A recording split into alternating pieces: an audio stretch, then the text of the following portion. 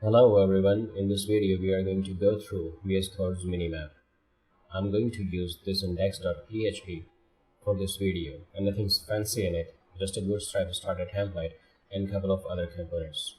If you need to learn more about Bootstrap, you can find my video. I'll drop a link in the description below. You can see a minimap on the right side of the editor. It gives you a high-level overview of your source code, which is very much useful for quick navigation and code understanding. You can click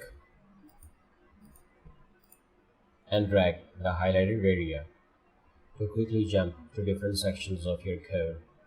Let me give you a bonus tip to improve your code navigation with Minimap, and that is Bookmarks Extension. You can install it from Extensions view.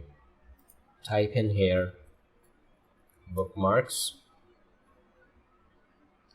and install it.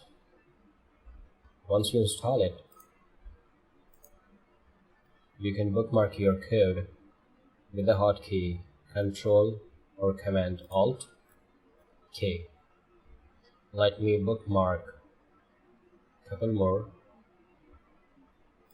Ctrl or Command K.